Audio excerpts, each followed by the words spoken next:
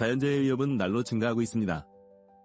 특히 화산 폭발과 같은 재앙은 인류의 생존에 지대한 영향을 미칠 수 있죠. 이러한 재난에 대한 정부의 비밀 프로젝트도 존재하는데요.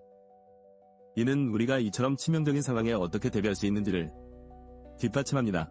이 비디오에서는 인류의 생존을 위한 대규모 구조선인 로아의 필요성이 강조됩니다. 로아는 우리가 자연재해를 피하기 위해 어떻게 협력해야 하는지를 보여주는 상징적인 존재입니다. 이 구조선은 단순한 배를 넘어 인간의 연대와 협력의 상징으로 자리 잡고 있죠. 이제 주인공의 이야기를 살펴볼까요? 그는 가족을 구하기 위해 비행기를 조종해야 하는 절체절명의 상황에 처하게 됩니다.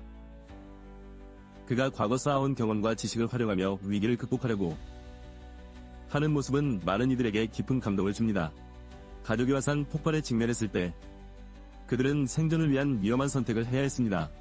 이 과정에서 서로를 지지하며 극복하려는 의지는 긴장감과 동시에 감동을 불러일으킵니다. 가족의 유대가 얼마나 중요한지를 다시금 느끼게 해주는 순간이죠. 하지만 비행기를 타고 안전한 장소로 이동하려는 그들의 시도는 여러 차질을 겪었습니다. 특히 비행기 조종사와의 협력은 필수적이었는데 각자의 역할을 다하며 결국 그들은 안전하게 이륙할 수 있었습니다. 이 장면은 협력의 중요성을 잘 보여줍니다. 재난 상황에서 대통령의 결정은 국가와 국민에게 큰 영향을 미쳤습니다. 그는 개인적인 안전보다 국민의 안전을 우선시하며 심리적인 갈등을 겪습니다. 이는 리더십의 고뇌를 명확히 드러내는 대목이죠. 그렇게 티베트에 도착한 후 비행기의 엔진이 꺼지며 안전하게 착륙해야만 했습니다. 하지만 복잡한 지형 덕분에 사고의 위험은 크고 팀원들은 안전한 탈출을 제안했지만 한 억만장자가 비밀리에 계획을 세우고 있다는 사실이 긴장감을 더합니다. 예상치 못한 상황에서 중국 헬리콥터가 그들을 발견했지만 구조는 이루어지지 않았습니다. 구조를 받기 위해서는 비행기 티켓이 필요했으며 이를 구매하기 위해서는 막대한 금액이 요구되었기에 그들은 절망적인 상황에 빠져들게 됩니다. 그러한 가운데 한 쌍의 노부부가 그들에게 도움을 주기로 결정했습니다. 그들은 함께 이동하게 되지만 인도에서는 또 다른 재난이 발생하고 있다는 소식이 전해졌습니다.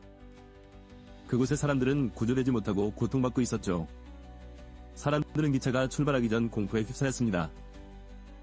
구조를 시도했지만 결국 많은 이들이 기차에 탑승하지 못하고 외부에 남겨지게 됩니다. 이 장면은 위기 속에서의 인간의 본성을 여실히 드러내며 시청자들에게 깊은 여운을 남깁니다. 기차의 출발 시점에서 여러 국가의 대표들이 도움을 주기 위해 움직였습니다. 그러나 이로 인해 기차의 기계적 시스템이 손상되어 또 다른 위험이 발생했습니다.